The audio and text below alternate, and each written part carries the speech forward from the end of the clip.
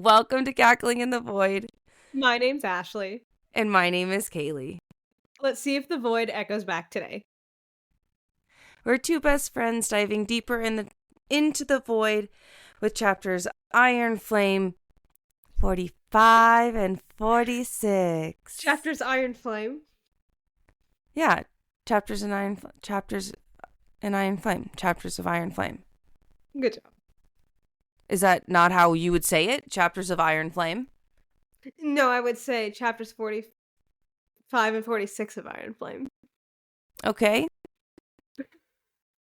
Is there a problem though? Is that like grammatically wrong? Where the fuck is Avery? I know. Because Avery... God damn it, Ashley is trying to correct me when I think that you could say it either way. Chapters of Iron Flame 45 and 46. I guess it could be either way, but I don't think we've ever said it that way. Okay, I'm so sorry. I wanted to spice it up today. Oh my goodness. Fuck me. God damn it. All right, so this is the way that this is gonna go. I'm just gonna go. Thanks guys for coming.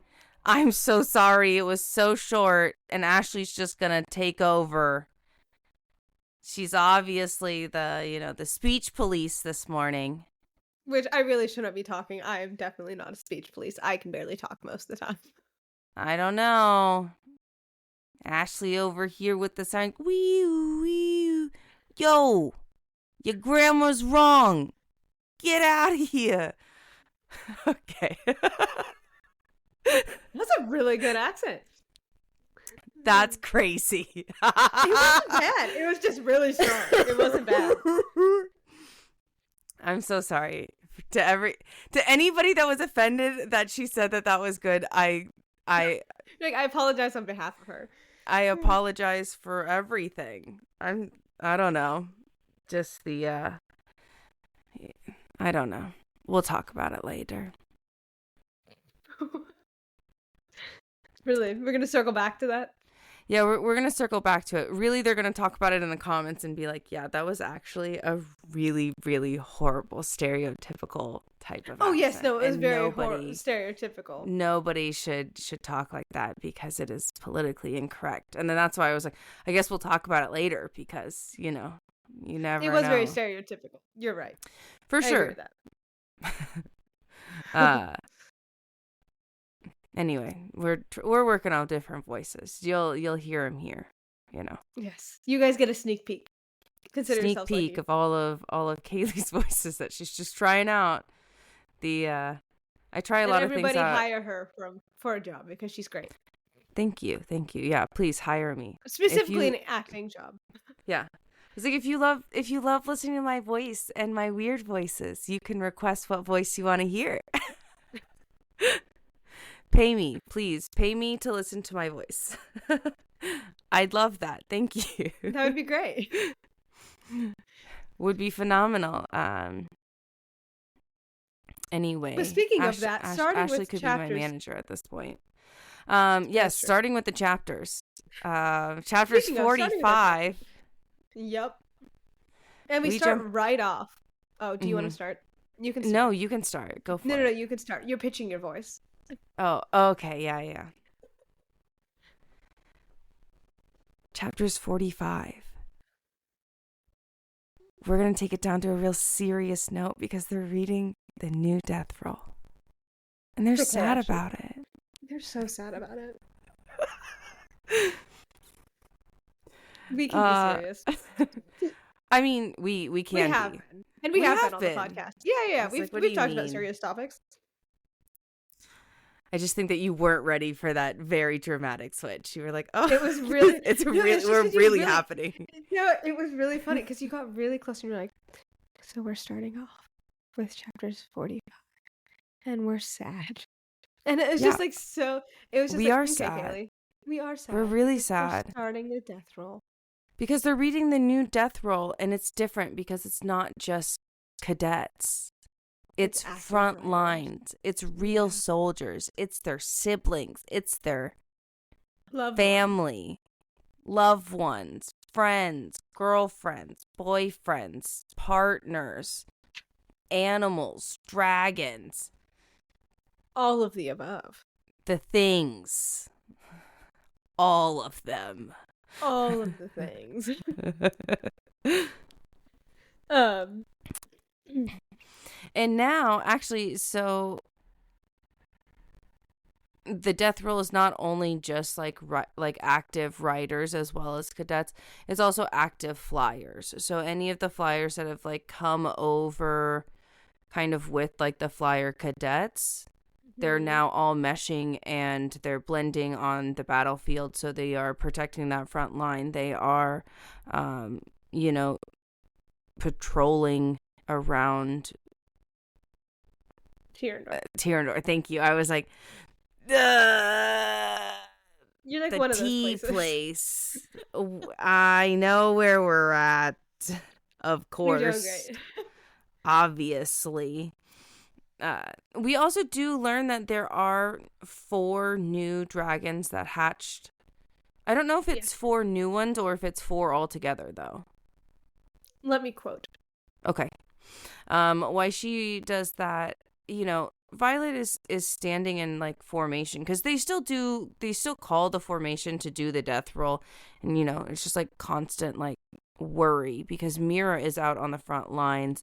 She's like, please don't say Mira, because she knows that Brennan's safe because Brennan is literally in the room next door, like being a strategist.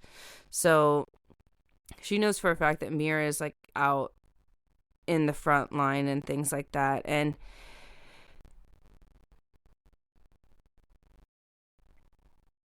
it's interesting because she kind of starts with this narrative of like how the death roll feels extremely different standing here in Tyrrendor comparatively to Basgiath, and it's predominantly due to having the flyers within their ranks, because when the flyers learn about the deaths of their loved ones or their friends, their family, they get really emotional, and they normally like, have like a large like outburst and things like that of emotion. And Ashley is going to fill us in. Is it 4 dragon eggs altogether? It is 4 dragons. Trying to divert the vengeance attention from our valley where 4 new dragons have hatched.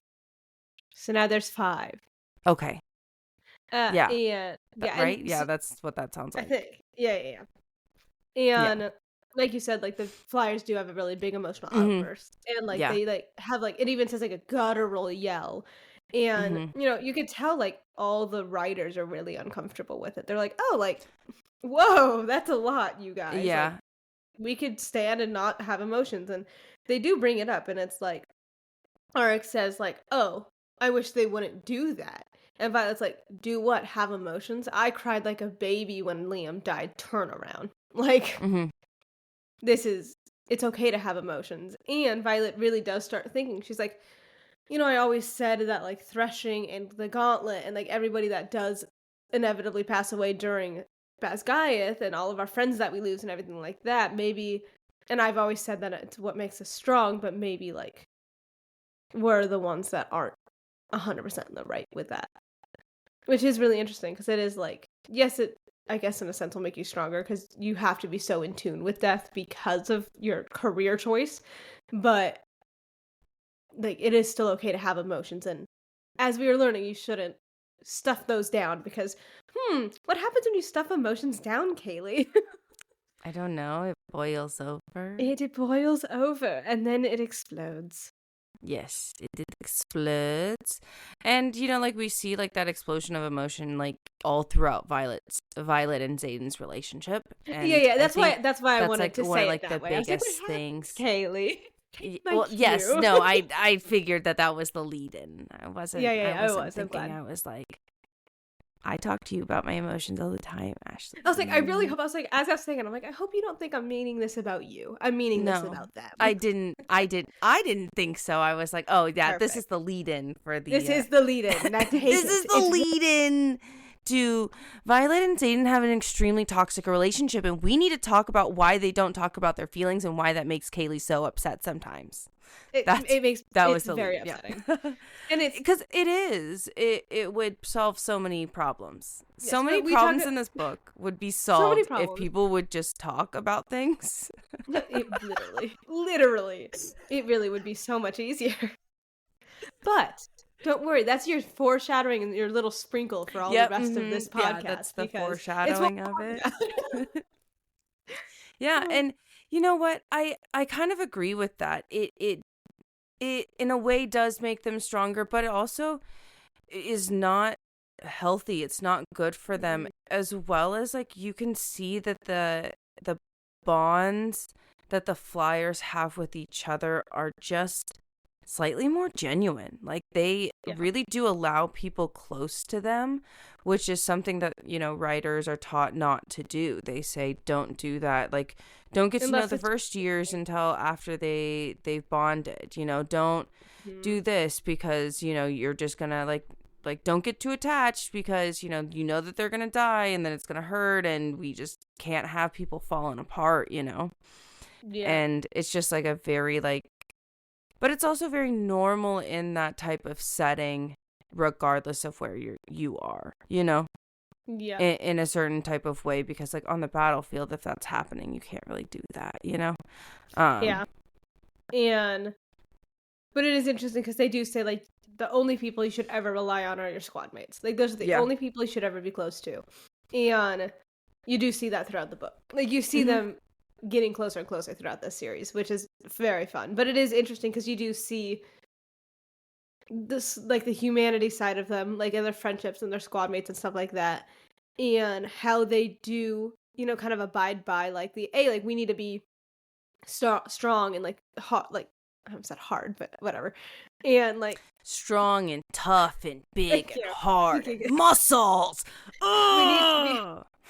We need to be able to like hold our emotions. And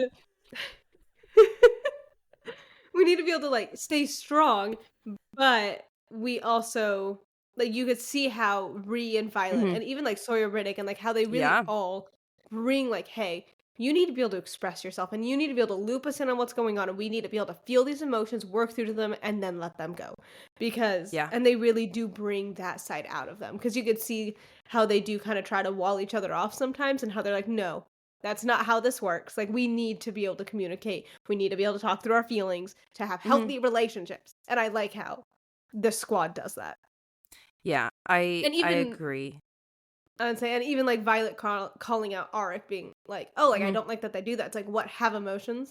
Like really, they are like really on top of each other on their faults and stuff. And I'm like, I love it. Yes, yes, I agree. It is nice and it is refreshing to see it because there's this very human thing that happens between Violet and Kat in these moments. And Violet mentions it and she's like, hey, this is the only time when the feud between me and Kat subsides is when we're doing the death roll and we glance at each other just as that sigh of relief as little sisters of we are still little sisters. We're not only children, we are still little sisters. And we still have them and they still are alive and they're well.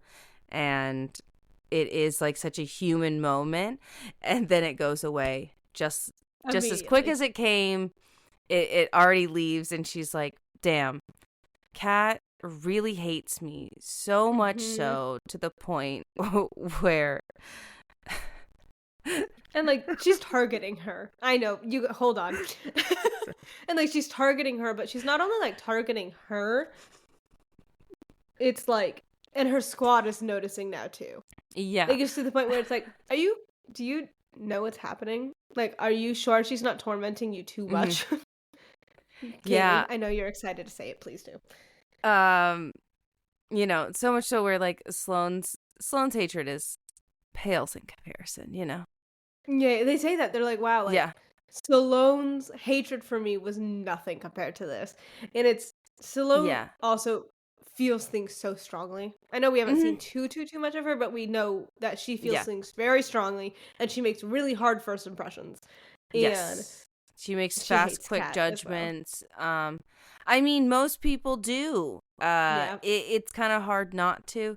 It's also interesting to see that, you know, just as fiercely loyal as writers, like dragon writer squads are, the flyers are just as fierce, because most of the flyers within Cat Squad are like jumping on board with her in terms of like, hey, we're gonna back you. Like, we absolutely agree. We do think that she dropped her. Like, your rendition of the story is going to be true. And like, yes, as I believe her name is Maven, Cat's best Marin? friend, Marin. Marin? There it I is. think. There it is. There it is. Yep. I was like, it starts with an M. Yeah, I was like, uh, yes, Marin is like obviously being like, no, that's not true. But it just goes to show that, everybody has like that one person that, they're closer to, mm-hmm. and but, like I said, it's so interesting to see just how fierce the writers squads are, like backing each other, holding each other accountable, being loyal and things like that. The flyer squads are absolutely the same in those sense of terms, if not even Yep. more. And Bless you. Thank you. And they also like what did I say? Marin? She's, Kat's best friend, like we said, and like she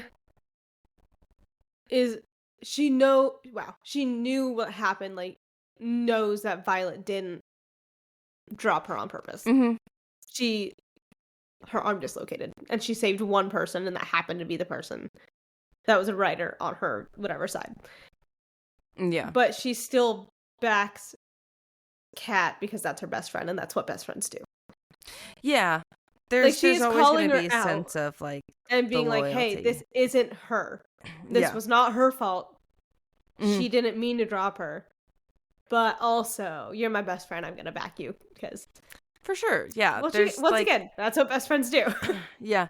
We support you in your rights and in your wrongs. That's where we stand. Yeah, I don't care. It's one of those things where it's like there are some times where you're like, I mean, for me, I'm like, personally, it just takes a lot for me to like have a friend break up. Yeah, I'm not gonna lie. Like, I will tell you that, hey, I don't think that's wrong, and if you do that again, maybe we couldn't be friends. But like, it really just depends on what it is, of whether or not I could. It's more or less whether or not I could get over it. It's not if you could get over it. It's a me thing. For if sure. I could get over that you did that, then yeah, for sure we could still be friends. But if I can't get over it, then I don't know. You know? And I've had a couple like friend breakups in my life. I mean, everybody has. Mm-hmm. And like you said, like it takes a lot for me to get to that point. But once you get to that point, it's I'm sorry, I can't. Like, yeah, just we're done. We're done. There's no going back from this. And if we did somehow, it would be so different and so it would just be broken. I wouldn't like that. Yeah. It wouldn't be fun for anybody involved, because why are we working on something when we cross this huge boundary and this huge line? Yeah. I mean, it's uncomfortable for literally everybody involved. So it's just like, it's not fun. Yeah. We'll live happier lives without each other. Yes, very much so. But, Kat and Marin are not like that. So, and neither are, Violet and Ree. And they're kind of talking about how they just really don't like. I'm sorry, I lost my spot on my notes. No, you're good. Kat was about to walk into Zayden's room with like Deverelli's silk. There it is. Violet was telling them about kind of how Kat has been harassing her. Harassment's not funny. Yeah, harassment is not funny. It's not funny, guys. But she does mention, she's like, oh yeah, like she knocked on my door the other night and looked pissed that I actually answered it. And then she was like, yeah. And she was wearing a Deverelli silk nightgown, which is obviously very see-through. And then Sawyer was like, well, why does it matter, like, what she was wearing? Like, but Yeah. also like, Sawyer.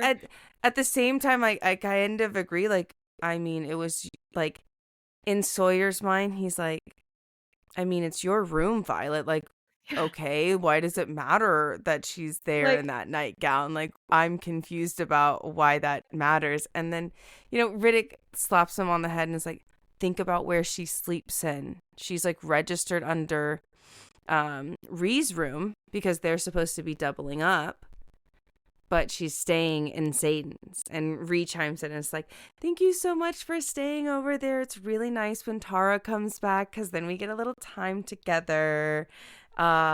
Which is so nice to have, private time with your girlfriend. go Ree. She deserves all the happiness. I'm not gonna. It's just so funny to see, like, the little things that has happened in, like, Ree's small, like, little love life. And I'm like, I know. ooh. It's not talked about that much, but, like, we're together. Now we're not. Now we are. Now we're not. Ooh, this. Now we're just kind of, fucking. Yeah, and yeah. It's fun. I mean, well, her and Tara have been on and off for a while. But not gonna lie, like, Reese slept with Sawyer and Riddick. Like, it's already been mentioned. I remember when we read that. We were like, well, it was like the first day that her and Sawyer did it, and then, like, it wasn't until, like, later on that, like, that her it was and Riddick. Riddick. Yeah, and it's like I just remember both of us going, what do you mean? I do not remember that. I don't do not remember that, but ever good happening. for her. Good for her. Good for them. All of them. Yeah, good for I don't all remember of when them. she slept with Riddick, but I know it happened. I know Sawyer was. And Sawyer was really embarrassed, and Violet's like, eh. Well, because they didn't know each other really back then. That's when the squad's, like, very, like, first formed. Yeah. Like, they were just, like, not, I don't even think they had bonded dragons yet. Yeah, it was, like, really early on. Like, it was so early. Like, it was, like, one of, like, the first, like, big celebration days or something, Yeah. But I don't remember when Riddick. I just remember it happening. And both of us, I remember calling and going, did you catch that? Yeah, I was like, oh. Immediately. Oh. What? But the first time we read the books, we didn't really know. So it was just like, it was like background noise to how much information we were taking in. And so the second time on our read for the podcast, we're like, catching all the little details. And that's why it's really fun to talk about it, because there's just so many tiny little details that you miss on your first reread. And so it's fun being able to point those out to people who are reading along. I also think that it does make it more fun, though, Oh, it does, to 100%. point out those little details. And it makes the characters more real. It does, and it makes their bonds stronger. So, like, when Riddick slaps Sawyer up, like, on the head, like, honestly, it's more of, like, this brotherly type of, like, for sure, come on, like, what do you mean, man? But because it also, with all the little details, it shows their little tiny faults too. Like, it shows their places where they shine, and it shows the places that they, have little faults. Like Sawyer, just not fully comprehending. Oh yeah, you're right. I mean, I completely understand Sawyer. That Don't is kind worry. of weird that she is showing up in a see-through nightgown at Satan's door. Like, yeah, no, very strange. Like, so odd that is a behavior that she does, just showing up naked on men's doorsteps. Like, it's odd. Kind of odd. Yeah. Very odd. And Imogen does come over and joins the group and does say, like, I have to give it to the girl. She is tenacious. Don't worry, I am Team Violet. Don't worry about that. But if you broke up with Xaden, you would be doing the exact same thing. And Violet's like, I hate that she's right. I'm like, yes, immediately yes. This is exactly what you would be doing. Yeah, I'm not going to lie about it. I don't think that she would care if there was another person in that room. She'd just be like, nope, this is it. This is me. I want him back. And I think that she would also pursue him just as fiercely as Kat has been. Absolutely. Absolutely. And I do love how Rhee says, I think I would prefer having Jack Barlow over Kat here. I still don't trust him, but I would prefer it. Yeah, which is a crazy statement, honestly. Mm-hmm. And, you know, they did say that, like, Violet was like, yeah, he was one of the very few within, like, the first squad that, like, stayed back. Yeah. And she was like, it doesn't matter how long or, like, how nice he was to me, I still don't trust him, which that's so valid. So valid. He tried to kill you. He tried to kill you, and you, quote unquote, killed him. And then not, because zombie Jack Barlow happened. Yep. And I also do love how Bodhi comes over and it's like, what are we talking about? Oh, Kat and Violet. And Violet's immediately like, yeah, but Rhee and I have somewhere to go. And Rhee's like, we do, let's go. We do, you're right. Immediately, you're right. Just what a best friend should do. It's the, oh, yes, yeah, you're right, we do gotta go. Just immediately, like, I don't know what's happening. Oh, you want to get out of this situation? Let's do it. Yeah, let's no questions asked. Absolutely, yeah. Let's go for it. You know, and then we kind of we jump a little bit. Yeah, we jump a little bit, and we're now basically on, like, their new flight field. Yeah, like for lack of better terms, they're outside. They're in, like, the new, like, flight fields basically, and the dragons are lined up because the entire squad got called out to the field, and then, you know, including as they're walking flyers. It's yes, the riders and the flyer squads. Exactly. But just and so fourth wing Iron Squad. Yeah, just the Iron Squad. Are you okay? Yeah. I was trying not to burp. Great. I was like, you look like you were like, and I was like, You're like, you dying, bro? Yeah, no. It's okay. I was like, do we need? I'm okay. Okay, great.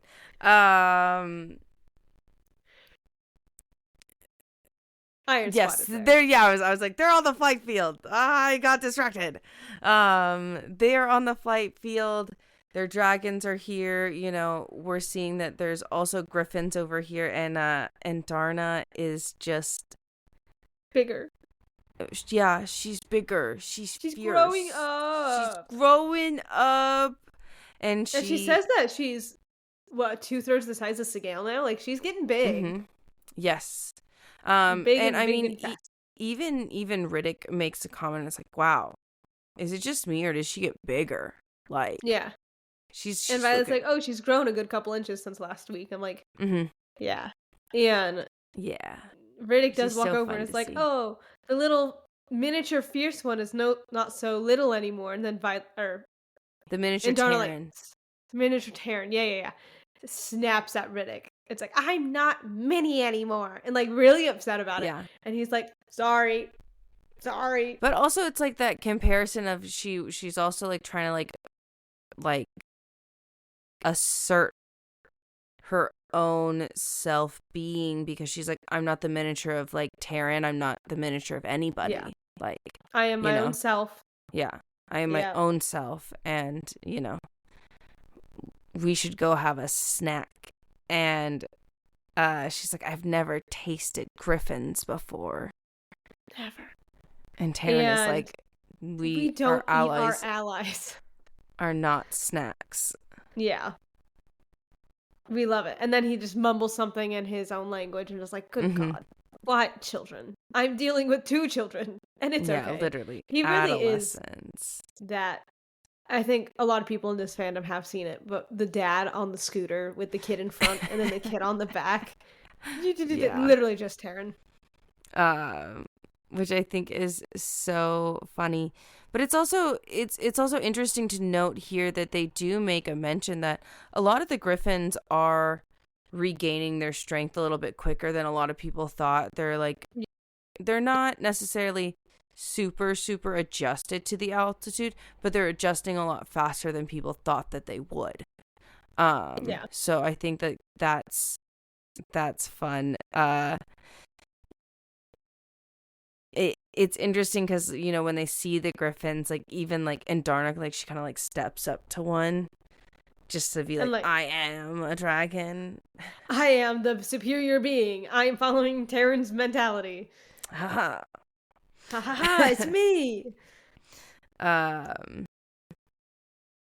And, Violet's like, oh, are you baring your teeth right now? Like you don't need to. And Darna's like, the one that looks like it's gonna that kills you bothers me. And Violet's like, don't let it bother you. She's like, yeah, but it actually bothers you, so it definitely bothers me. And immediately, she's like, immediately, I'm in your. And I really do like how the dragons are in their riders' corners, like, immediately. Yes. She's like, it bothers you, so it bothers me. Let's go. Let's take her down. Let's do it. I'm like, breathe. Yeah. And Violet's like, oh, and Darna's like extra bold because she was able to extend her wing the whole way this morning. She also, which, good for her. Yeah. She also, like, kind of, like, mentioned, she's like, you need to hang out with Sigale less, like that's I do love that. like don't be so much like her. And she's like, and Darna's like, if I could be so lucky to be like Sigale. And I'm like, damn. Immediately, I'm like, wow. I love that. And Darna's like, yeah, no, Sigale is like my role model. I want to be her. Yeah, immediately. I want her. Yeah, and I do love how she's like, we'll just spend less time with her. Yeah. The we're starting to, kind of interact more with each other, and it is said that I believe it's is it Riddick's dragon that steps up that is the red dragon? Yeah. Yeah, Atrum steps up, and Violet does, like, notice that, like, oh wow, like, sometimes Indarna scales have, like, a reddish tinge. She's like, I wonder how long it's gonna take for, like, her to, like, really develop, like, that complete, like, black scale, like, Terran.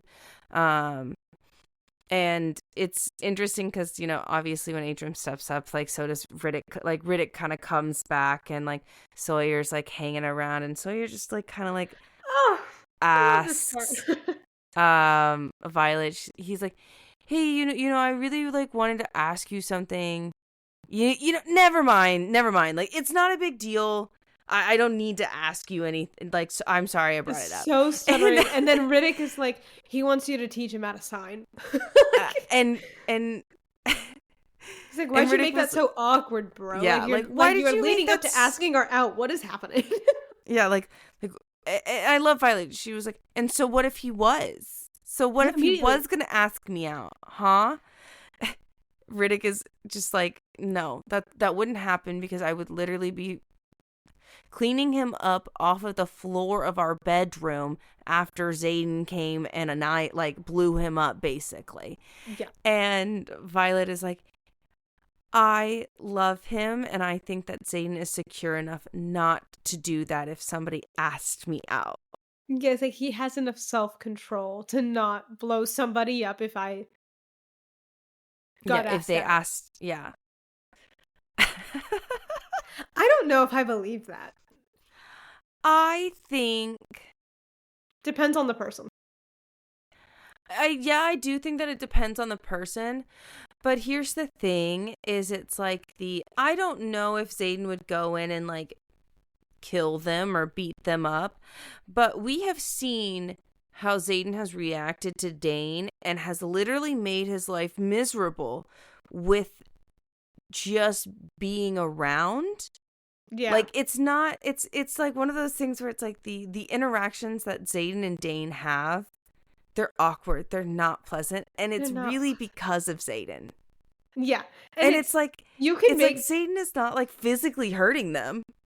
It's just awkward. Being an asshole. Yeah.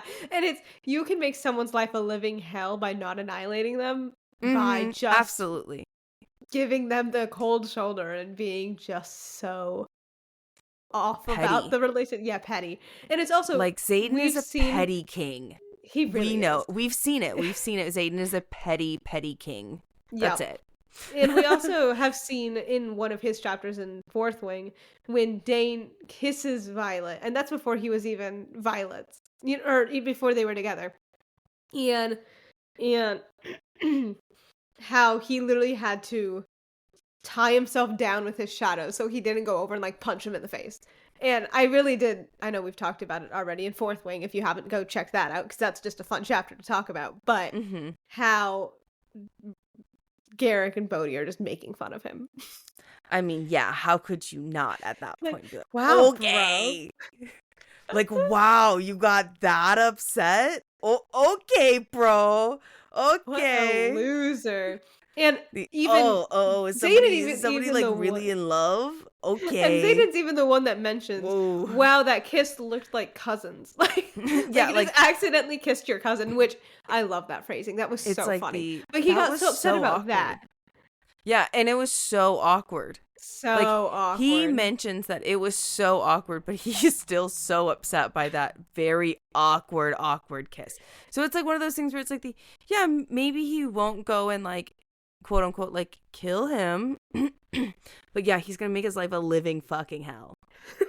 Just so, it's does he have enough self-control not to like lunge across the table and stab somebody? For sure. But he does not have enough self-control to not be petty. Yeah. He is definitely the petty king. Yeah. He doesn't have that much self-control. That's crazy, Violet. Good for you for thinking that your mans can do that, but we all know the reality of that situation. Yeah. And she does say, yeah, I'll teach you sign. Like, everyone's like having this not awkward conversation, but Sawyer's having the awkward conversation. And he's like, why? She's like, why would that be embarrassing? And he is so quiet and just like, I should have learned it years ago. Like, he is really sad that he didn't learn it, and like very upset about it. Yeah, because like Violet mentioned, she's like, oh yeah, like I can help you, Ree can help you, Imogen can help you, like literally like everybody else in the squad can help you. And Riddick is like, Sawyer, mentions he's like, yeah, I just didn't want to ask Riddick because I felt like Riddick would teach me the sign of sex and say it was hello. And Riddick is like, I'm not that much of a dick. I would have waited until you asked the word for dinner. So then when you asked her out for dinner, it would have been great. Yeah. Then it would have been really funny. And which, really after funny. Riddick says that, she's like, why do you even want to learn? Yesenia. Okay. Like, it just, like, clicks a little in her head a little bit more about, like, why he would want to learn how to sign, like, all of a sudden. And I think that it's so cute that I think it's so cute that Sawyer wants to learn an entire language just to talk to this girl. Like, just to talk to Yesenia. And I'm like, oh my gosh. I don't know why, but for me, I'm like, that's so romantic. It's so romantic. That's so cute. Goodness. Oh my god. And they deserve all the happiness. They need to make it out of the series. I mean, we know Yesenia makes it out. We do know Yesenia makes it out. You know what? I just kind of like want like this very like odd me. I want like that very like me. I do want a happy ending.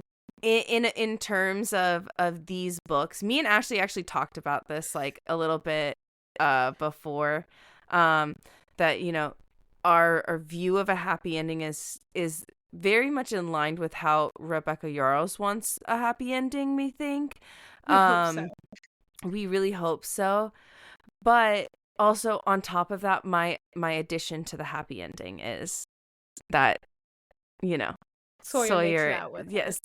Well, like, yeah, that Sawyer and Yesenia make it out and they have like that little like Harry Potter moment at the end. Once again, we do not support, we don't recommend, we don't support the IP. Her views are wrong. We do not support. But at the end where they knows. Yeah. But at the end, where they end up together, and then they marry their kids after all of the dead people that they knew. That's what I want. I want all of Yesenia's kids to be named Violet and Xaden and Riddick and Ree and they need to have Mira. at least 4 kids, 5, so that everybody has all of the names. I mean, it's okay if it's not Mira. I just think that the 4 would be nice. They have to, or at least 3: Violet, Sawyer, you never know. Violet, Riddick, and Ree. Yeah. I mean, you never know. Ulrich and Sloan might make it up. I know that it's not. They're not actually a candid couple. I'm gonna throw it out there. It's not a candid couple. I almost said a spoiler, and I was like, "We're not in the spoiler section, Ashley. It's okay." I was like, I just wanna say that that's just like a thing that Kaylee wants. They're not a candid couple. I just ship them hard. Okay. Interesting. We need to talk about that in the spoiler section, because we've never talked about that before. Okay. I'm putting that down. I do. I ship them hard. And that's okay.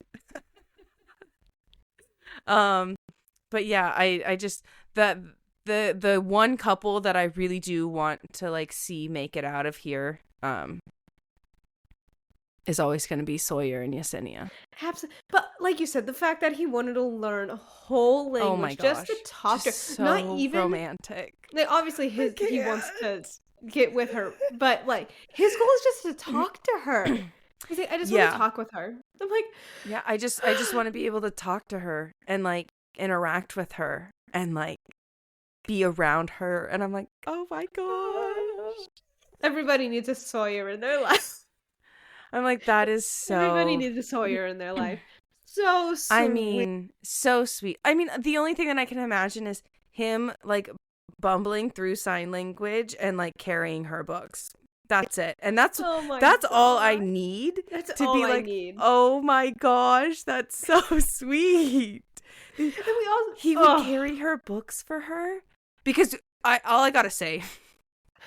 We know for a fact that, like, Yesenia's reading is not light. We know that she is picking out, like, 10 to 15 books every time she goes in there. So that's why, like, when I'm like, oh, he's carrying his books, it's not like the schoolgirl, like, she has, like, 2 books, and he's like, oh, can I hold your books for you? No, it's, like, a mound of books. There's an absurd amount of books that this man is carrying. It's, like... For me, I'm like, the amount of books that I think that Yesenia reads on a daily basis is when you see like in movies, you'll see like the girl that's like takes her boyfriend shopping and the boyfriend has like 80 bags on his arms and he's just like walking through the mall. That is Sawyer, but with books. That's the only thing I can imagine. Sawyer's just like happy to come along and carry all of her books, and that's he just what wants to spend time with her, and he wants to learn to talk to her. I love that. But also just I love it so much. Also much. Shows how much he cares from just how like timid he was about it. And it's like we said, we haven't seen much of the squad. Like they haven't had as much time recently. Yes, they have not. And so it's fun to see like the very squad heavy chapter. Mm-hmm.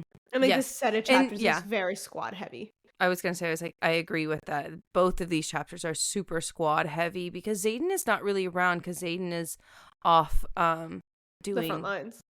And like patrolling, going in and out. Things. Also like, delivering weapons, making sure everything is running smoothly. Like he's kind of running a revolution raids, now. He's kind of busy. Yeah, he's a little busy, being a revolutionary leader. So but it is so fun to see how like the squad is the squad and how they still have lives outside of this war, Mm-hmm. Yeah. And even to the point where, Ree is late to the party. Ree's like just now like walking in, showing up, and she's like, hey, I'm so sorry I'm late, guys. Thanks for covering. And, Violet's like, anytime. Absolutely. Like, how are they? How's your family? Like, are they settling in well? Because the reason why Ree was late is because her family accepted the invitation that, was extended to all of the cadets' families to come to Tirandor. And like, will you come to Eratia and, you have safety here? Yeah. And her and it's family. and they were doing very small movements, like very Yes. tiny. So they were doing letters at a time, and they kind of moved at a very small pace in a very small group. And so they made it. And she Yeah. says that the baby's getting a lot bigger and the cutest boy ever, and the Oh family my settling in, goodness. and that they have a place to set up shop already. And so she's really excited about it. And then we Yeah. get word that Riddick's dad is on his way, or accepted the letter and will be there any day, but Sawyer's family is not. We haven't heard back from them yet. Yes, we have not heard back from Sawyer's family yet, but yeah, Riddick's dad will be there any day. And also, it was really nice to know that Ree's family, not only her mom and dad got housing, but her sister and her sister's husband got housing right next to the parents, so that their family could still be close together, which is, and Ree openly is like, hey, thanks, like, extend my thanks to Brennan for arranging that so nicely, to keep them together and to keep them close. And Rhea is just obviously overjoyed that she can now see her family on a pretty consistent basis whenever she wants. And, and that to her is such a relief that they could never have at Bethsgaiath. Yep. It's how they're running the school in Eratia is very different from how they're running it at Bethsgaiath. And everybody loved, like, you could see your family, you can see your friends. And so it's like a lot more homey than it is at Bethsgaiath. And I think that it's a very interesting contrast to what we've seen. And like seeing them, and you could just tell they're more happy, they're less tense. Yeah. They're able to do a bit more things. And obviously they had Varish and like other people breathing down their necks, especially once the squad was kind of let in on what was happening. It was like, oh, this is really stressful. And it's just, you could tell the tenseness has very much shifted. And it's very different because it's not nearly as tense, because they don't have to like be walking on really, really sharp eggshells around. Just like, okay, this is fine. And so it is fun to see these two chapters, which once again are very squad heavy, but also a lot calmer. And like, we're learning different things and seeing all the tiny little side pieces coming together and stuff like that. And just seeing how life there is compared to Bethsgaiath. Because we've seen it, but we haven't seen it in a calm, organized manner like this. Especially since the flyers got there. Exactly. And, it is interesting because we're seeing how they are becoming like happier and things like that, but we're also seeing how the flyers are changing the dynamics and how in certain forms it is a lot tenser. Yes, for sure. They're, openly, there's fights breaking out in the hall. There's like so many things happening. And like, not only that, it's like, like, look at this, look at where we're at. They're having class, and now we're starting on something that they've never learned before. And, the professor, I'm forgetting the professor's name. She's new. She's part of she's one of the council. Assembly. Yes, she's part of the assembly. She's the shortest one of the assembly. Trisha? Yes.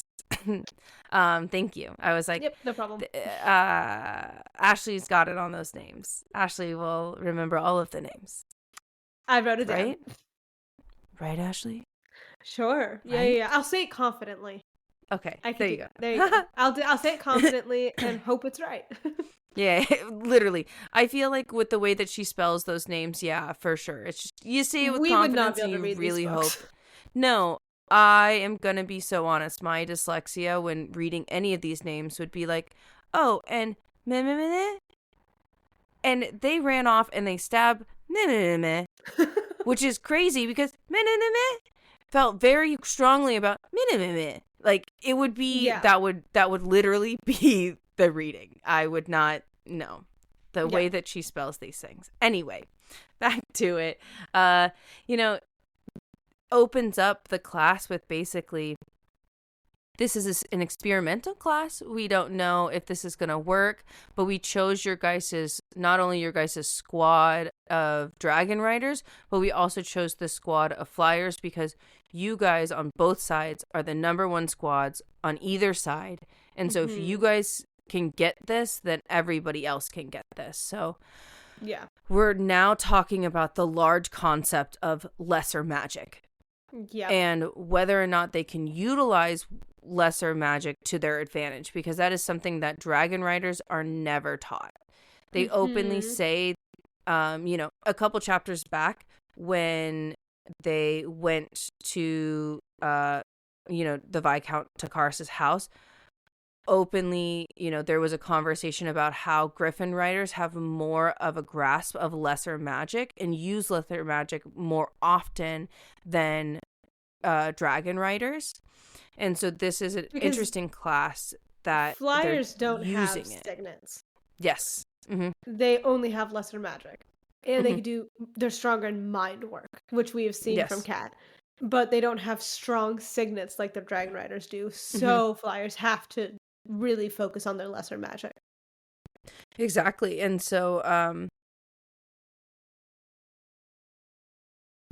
they're taught about ruins in this class. And thank you. I was like, no problem. And they're, kind of chatting, and sorry, I was like scrolling on my notes. Where am I? Okay, sorry. Back to our regular scheduled programming. I saw your panic. You're like, it's gone, Ashley. It's gone forever. And so then they very much are confused. They're like, oh, like, why haven't we been taught this? Like, this is a very interesting thing that why were we never taught this? And, Trisha's like, this is a very lost thing that Tirish did during, and they still continue to do in secret, but a couple hundred years after the unification of Navarre, it was banned because they didn't want the ruins to get into the wrong hands. And then she looks at the flyers and goes, you guys. I'm like, okay. See, that's the thing is, like, I don't know if it was really that, because they openly said that runes hold a lot of weight and that, like, anybody could use them, essentially. Yes, so they do say that. I don't think, we were having a debate about this, but I don't think that people can create them if they do not have a bonded creature, because they don't have magic, like a griffin or a dragon. But once they're created, anybody can use them. So like once they're embedded in something, they can't. Yeah. Anybody can use it. Which when we're talking about this, all I see is the Owl House drawings and like tapping it and the light bulbs and all of that stuff. Like absolutely. How else are you supposed to imagine this? But I think anybody can use them once they're created. And so that's where, and they, like it says, you can put as much power as little power as you want. These can be super strong. They can be stronger than signets, and that's what is the equalizer compared to griffins and dragons. This is the equalizer, and this is why everybody needs to know them. And she does look over at Violet and goes, "Wow, Felix really wasn't lying. You are covered in them." And so Violet looks at her vest and her daggers, which I didn't think that she had runes on her vest. I don't know. It just says that it doesn't necessarily confirm it in the chapter. It just says that she looks down at her vest and then sees her daggers. Yeah. So we don't know for sure. But it was very apparent that she looked at her vest as well. So, which was we don't know interesting. For sure. Interesting that Rebecca Yarros noted that. Yes. So, and we know that she doesn't really put things in books willy-nilly. Yeah. It's very intentional. So, I mean, maybe we'll figure out why later on. You never know. Maybe we'll figure out on, or maybe we already know and we just didn't catch it through Onyx Storm. Yeah. Or the end of this book. So stick around and see if we figure it out, because we don't know. We don't know yet. But we're discovering it with you. It's going to happen. The people that are reading along, we're discovering it with you. Do not worry. And so they do say, she does kind of explain it. It's like, there's always magic radiating off you. And so what you need to do is, like, you need to pick a strand from the lesser magic. And, this lesser magic is kind of radiating off them. And she describes it like body heat. Like, you don't realize it, but it's radiating off of both dragons and humans, griffins as well. But it's radiating off you and you just don't know it. Like, you don't have to think about it. You just have to think about plucking a strand of it. And she said that's the hardest part to learn, is plucking the strand. Mm-hmm. Yeah, it's, being more specific. It's, looking at like the finer details and picking like that needle out of the haystack, basically, is like what she's essentially trying to teach them to do. And she's like, be careful on like what you imbue these marks on, because if it's wood, it could just go up in flames. So like be careful when you're doing it, and things like that. And it's so interesting because I think it's either like Riddick or Sawyer It's that Sawyer. like tries it and literally blows up the spot that he like was standing on, and like just Flies backwards. I see. This is why we're doing it outside. This is why we're doing it outside. Yeah, okay. And they're also doing it with their sense. dragons, or they're bonded. They're saying bonded now because they're griffins and stuff. So like they're doing it with their bonded close because the magic is stronger.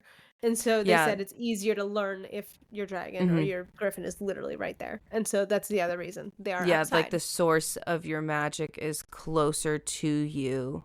So it's easier for you to, also be able to do that. And Violet is thinking back like, oh man, like this is what Xaden gave me a couple months ago to like tie the knots, in the ropes. And she was like, oh, she's like kind of like doing this in like a like more of like a lovey way of like, oh wow, like I love that he was like able to teach me, but also at the same time it's the man, I wish that he would have told me that he was trying to prepare me for something. Like I wish that he like told me the real reason I was like working on all of those runes, and like not just be like, oh, like this is a cheerish tradition and like I'd like it if you learn this, like like give a little bit more context to it. And she does like mock him and being like, I'll answer any question you ask. Like yeah. And she's like, sometimes like I don't even know that the question exists, and so like that's a big thing. And I think that's something that really also shows how their relationship and their communication is, because I get Xaden's point of like, oh, like ask me questions and I'll answer them, but it's also Violet's point of, but I don't know these questions exist. Like this isn't on me for not asking a question. You need to be able to tell me. I don't need to be able to, like, yes, I need to be able to ask you questions, which is something she needs to work on, but she also needs to, like, he needs to be able to just tell her, oh, I got that because you're going to be weaving ruins. This will help you out. Like, what harm would that have done? Yeah, that's the thing. Like, what harm would that have done? And, and so she has a point of like, I don't know what questions exist. Like, that's not on me. And it's just like interesting because, she's trying to get it, and she's trying to get it, and she's trying to get it. And she asks Karen for advice. Yeah. And he goes, just don't blow anything up. And I love Andarna's, well, at least blowing something up would be interesting.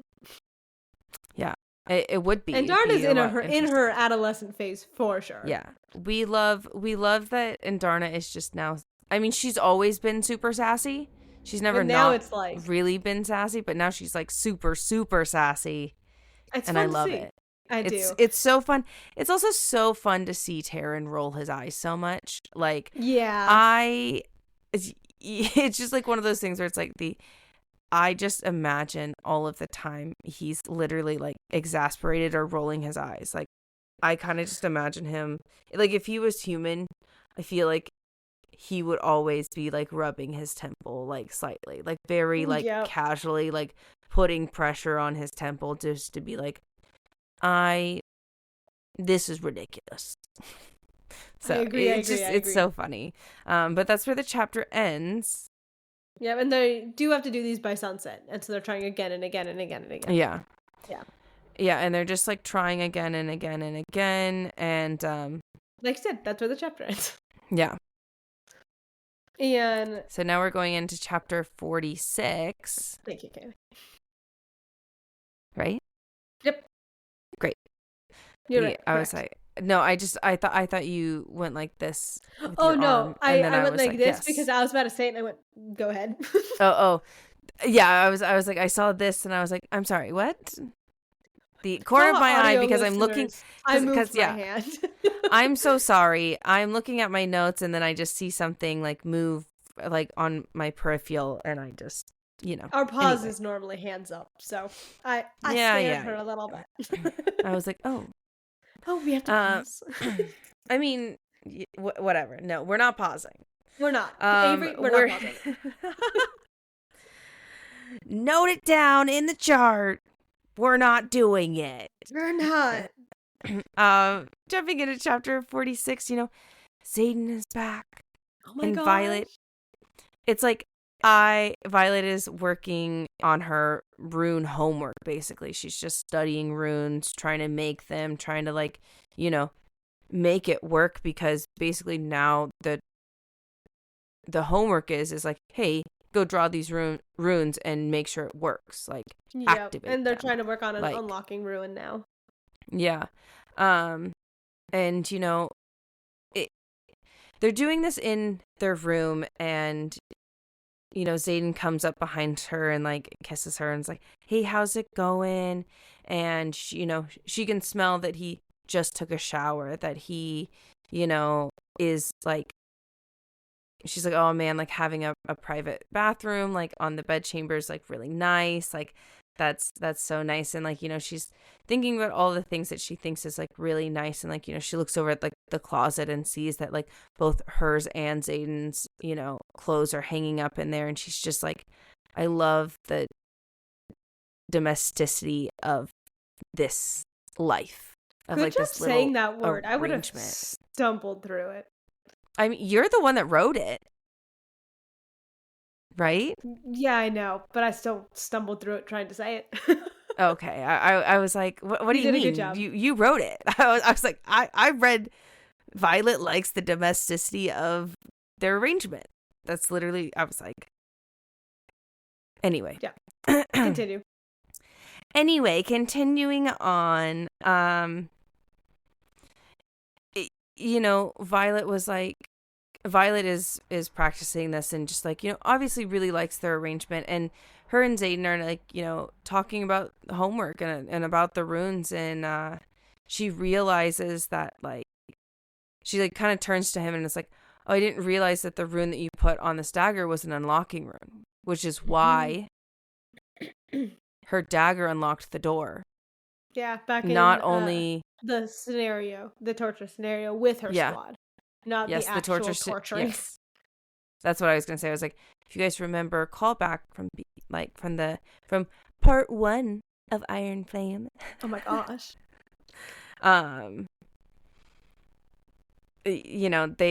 She was able to unlock the door, and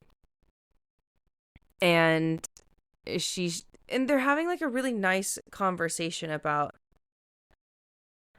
kind of what's going on and what's happening. She's like, oh, there's like an unlocking rune in this, and they're talking about homework and just runes in general, and the type of runes that are around them kind of in daily life. We mentioned the dagger as before, and then she also mentions his relic on the side table. Yeah, and he does say, because she's asking about the runes and stuff like that, like you said, and she does say like, oh, you put an unlocking rune on my dagger, and he was like, yep, that's how we got, like we said, got out of the scenario. But also he's like, yeah, if you made it up to Best Guy's Forge, you would have been able to get in. And she does say, she's like, I would have, if I didn't already love him, I would have fallen right then. And then, he's reading the journal of someone, one of the not Oric. Warwick. It starts with a W. Warren? No, Warwick. Whatever, that journal. And I can't speak, it's okay. And he's like, this is impossible to read. And, Violet's like, oh, like, Dana and I used to use old Lucerish. Thank you. As a secret code when we were kids. This is why I can't read the book and I listen to audiobooks. But we used to use it as a secret code, and he does say, he's like, oh, like, I never pictured Atos as the old Lucerish type. And it's just like, like she said, like, it's very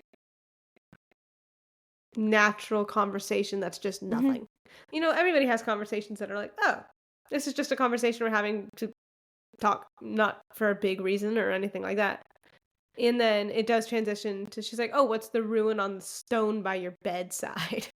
And Mm-hmm. so he kind of starts telling the story of how he got the stone before his parents went in to the Battle of Aratia. And there was 107 stones made. It was one big stone. And then Mm-hmm. they broke it down to 107, which is, as we know, the amount of marked ones that there is. And he's saying that it was a protection rune against one specific signet and is only activated by dragon fire. And so everybody was told to keep them on him, keep these stones with them at all times. And they all were holding the stone when their parents were, like burned alive Mm-hmm. and killed. And that's why. And then they said like that's the worst burning feeling. The only time I've ever felt that was when after threshing, when Sigil like marked him. And so then, Yeah. Violet puts together, it's like, oh, like that's where you got your relic from the stone, because the stone embedded itself on them. Yeah. Mm-hmm. And he Which is says so that now interesting. it's so interesting. And then, he does say like, oh, I just keep it for sentimental values now. Mm-hmm. Because there's no point anymore. But he's like, I just keep Yeah. it for sentimental values. And he does, he's like, wow, you're just in a questiony mood today. Like, this is kind of fun. And, he's also like kind of trying to initiate some things. And Violet's like, we can't. Like, Brennan told me the second I'm late for class, due to my sleeping arrangement, I will have to go back to Ree's room. And Zayden's like, well, that's not fun. Really upset at the fact that they can't fuck right now. But he is really enjoying the fact that, like, she's asking questions and, like, really trying to get to know him. Yeah. Like, Yeah. but also like to have like the small domestic conversations that like it's very you're different meant from to what they're have in a relationship, Yes. And Violet is kind of standing there and is so tempted to ask about the deal that he made with her mom. Mm-hmm. And this part I know that we're going to dive into a little bit, but she does say, she's like, I shouldn't have to ask that because knowing that he loves me should be enough. I don't need to know about this deal. What I know from my mother should be fine. And you could tell that it's really her trying so hard to convince herself. And it's, Yeah. because we're in her point of view, it's trying to convince us like it's fine. But as we know, she's an not fine. unreliable narrator. This is not a fine thing. Like, it's okay to not be fine with not knowing that. It's okay to, yes, you love him, he loves you. You could still have some doubts in the sense of, why did you do that? Like, did you love me? Yeah. Do you only love me because of that? Would you have just killed me? And stuff like that. And I'm like, it's okay to ask that question. It's okay. And she does say, she's like, I'm scared it's going to shake on where we are now. And I don't want to do that. Which I think is a very toxic mentality. Oh, it is. Yeah. I mean, I feel like everybody has heard me say, being in a relationship is sometimes uncomfortable and you have to ask the uncomfortable questions if you guys want to grow and stay together. And that's obviously really primarily in romantic relationships, but it's any relationship. For sure. There's uncomfortable situations in friendships. We said that earlier. Yeah. Absolutely. Yeah, there's uncomfortable situations everywhere you go, but specifically within their dynamic that we're talking about, because it is romantic, you got to do it. Like, you do. I know it's fucking awkward. It's awkward, I know. It's hard. And it's so also like one of those things where it's like it's okay. A phrase that I use quite often. I'm like, yeah, I just wanted to peel my fucking face off. Like, I just like, oh my God, that was the worst feeling ever.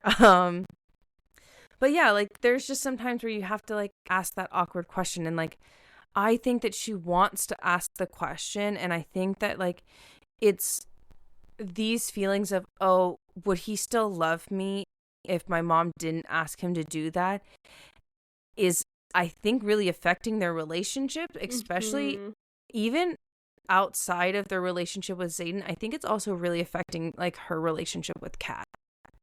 And like, you know, we saw like when they were in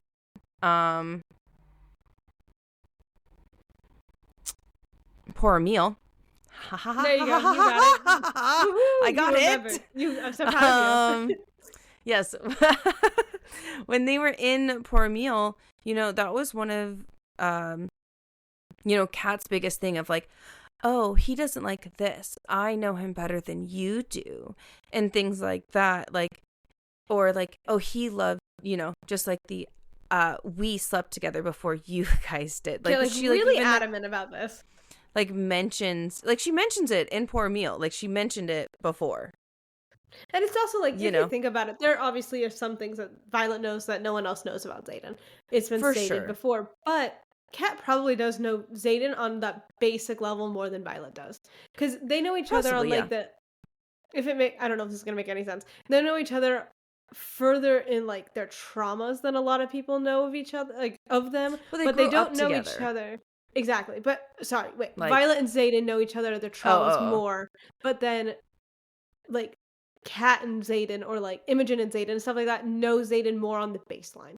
They know him more of like what he likes a bit more. They know, because it's basic questions that Violet's not asking. Yeah, but it's also like, you know, like they grew up together, so like their dynamic is going to be different just like in general. And I think that like personally, I don't know, we've just seen when Violet bottles up questions, what that does to her judgment. Mm-hmm. And it extremely clouds her judgment, because like, here's the thing is like, for instance, the Luminary thing. We talked about it like in those episodes where it's like this negotiation would have gone differently if she would have just asked that hard question.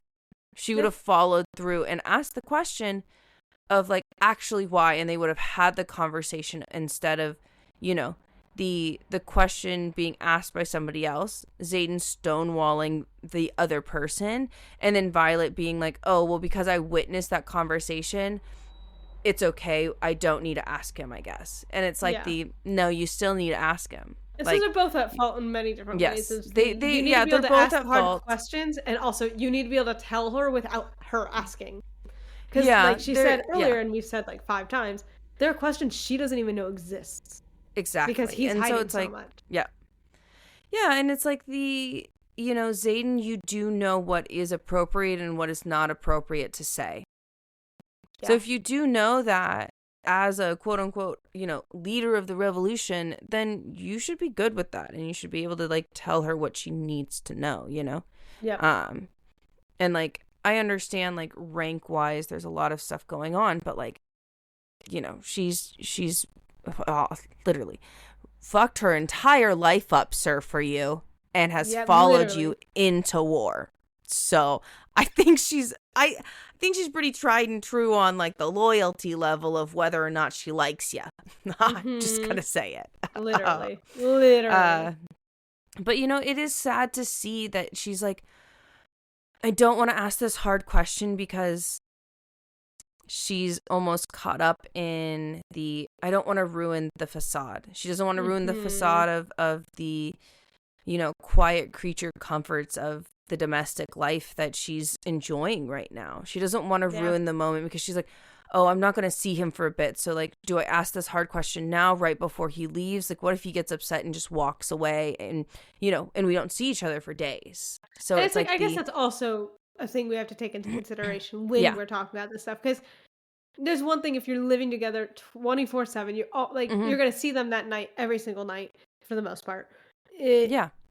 It's easier to, we'll have the conversation this morning, or we have it that night, we get it all out, and then it's like we check in the morning or something. Like, it's a lot easier knowing you're going to see them again that day, rather than you're leaving for a week, you're leaving for 3 days, you're here for a day, you're leaving, you're here for 2 days, and you're leaving. And so it's very hard to have harder conversations like that when you're not seeing them as much, because you don't want to ruin the time you have. Ruin in quotes. Exactly. Yeah. But like, and that's the thing is like, that's like the hard part about relationships. And so it's like I can't necessarily fault her for saying that, but it is one of those things where it's like that's not a good pattern of behavior to fall into, because if it's always going to be like that, then you're never going to really address it, and then it's going to get bottled up. And then we've seen like how much like her bottling things up really does cloud her judgment in such a large capacity, to the point where she makes rash decisions and puts people in danger. Yep. Yes, she does put herself in danger, but she's also like other people are like, you know, ride or dies for her, and they're like, yeah, let's fucking go. She's like, cool. And I'm like, okay, I guess we're here. So, like, you know. Wow, we're just going along for this ride, apparently.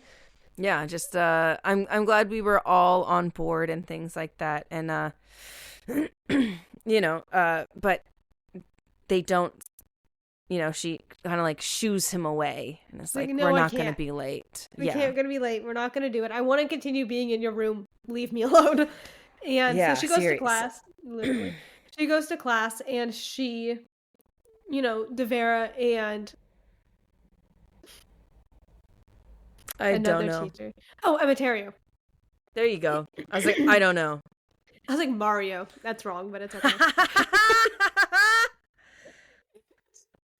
Oh! And they're in class, and they're saying, like, because all of the Flyers and the Dragon Riders are all just not getting along. They're like, we really expected you guys to be able to integrate peacefully, a lot more peacefully than this. We knew it would be a little rough, but not like this. It has been a week. Yeah. We need to get this under control. Back at Basgaiath, we had a way of settling grievances, and that was the sparring gym. And they do say... Challenges, exactly. And Devera is going off on, like, saying, we all need to follow the Dragon Riders Codex. I don't care if you're a Flyer, you will be following it, because they're going after squad mates. And they're going after... And you can't do that. And Violet is like, yeah. And, like, we need to follow this. And then Devera is like, you guys are going to be merging and blending. We're going to be adding people to squads, and we're going to be mixing up squads, because you're going to be going to every class together. We're not keeping you apart anymore. Yeah. You're going to learn to be civil.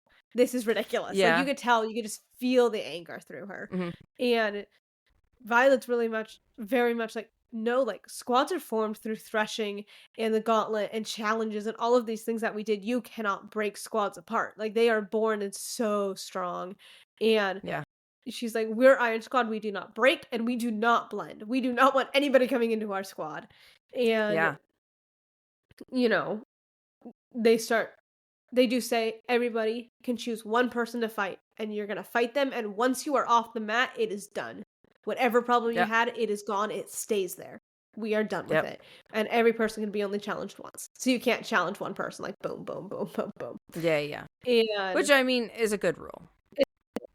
And all of Kat's squad starts challenging Violet's squad. And Violet is like, this is about me. They're doing this because of me.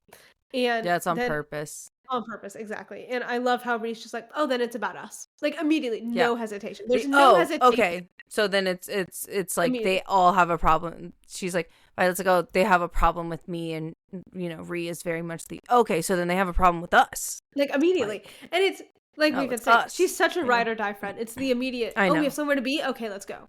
Oh, they have a problem with us. Like, it's very much she is a ride or die friend to her core. Absolutely. And she immediately is like, please tell me you're wearing your armor. Like, she knows and she wants to keep Violet protected. And obviously Kat chooses Violet. And Imogen's really excited just for the day. She's like, this is going to be great. She's like, this is phenomenal. But Violet does say, she's like, we might... Exactly. And Violet immediately is like, we 100% beat them in the skies. We are stronger in the skies. We are faster and all these things. But they might beat us at hand-to-hand, because that's what they had to learn. They know how to fight Venom. They've been training to fight Venom, which is very different than fighting with the dragons. Yeah, because, you know, in terms of this sparring, we know rules are no magic, no signets, just hand to hand. And so that is, you know, a big factor that, you know, Violet is also like, damn, they could be better at this than us. Yeah, she's like, so just be careful. And like kind of telling her squads, like, be careful. Like, let's not die. Please, everybody be safe. Yeah. And she when she gets challenged by Kat and Darna chimes in. It's so good. And she's like, make sure you go for the eyes and pluck her eyes out with your thumbs and just like, It's the softest do tissue. that. Yeah, it's the softest tissue. And Taryn is like, don't be crazy. And Darna, obviously she needs to go for the knees. It's a better target. It's easier for her. And, Violet's like, shut up, guys. Yeah, Violet's like, not the time. Not the time, not the place. Shut up, guys. And like blocks them out. Yeah. And Violet, they have to disarm, so they can't use weapons at all either. Yes. She takes off all 13 daggers, which is very impressive. I don't know where you'd keep all 13, but that's a whole different topic. And so she gets on the mat, and they're kind of starting to fight. And then Violet immediately is like, she was trained by Xaden. She's doing exactly what I do. But Rhea and Imogen both were helping her. Like, okay, Imogen's like, she goes quick. She's very confident, so you need to be very confident in your attack, because she's going to throw you off. Exactly. And, Rhea's like, you got this. Make sure you do all these things. And then, Violet does figure out that she was trained by Xaden. And so the fight began. But that's where we end. Yes, that's where we end. Thank you guys so much for coming to our review section. We are going to hop on over to the spoilers. So if you guys were just here for the review, thank you, goodbye. Make sure you like, subscribe, follow, download, share all with of your the friends. buttons. We hope you like our hit little all book club. of the buttons. Do all of the things. If you guys are here for the spoilers, welcome, welcome, welcome. Thank you guys so much for tuning in. And just to let you guys know, we're doing the beginning excerpts of chapters 45 and 46. You got it? Yep, I got it.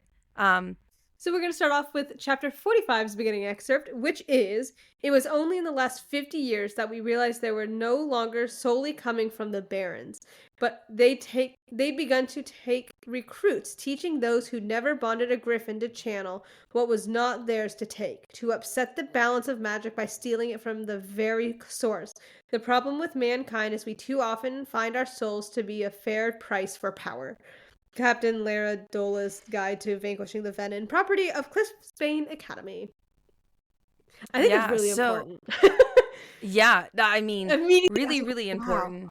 Oh my gosh. Because, now we're seeing the Venom not just come from this one area where they thought that all of the Venom, came from. They are, recruiting people who are not flyers. They're, Venom...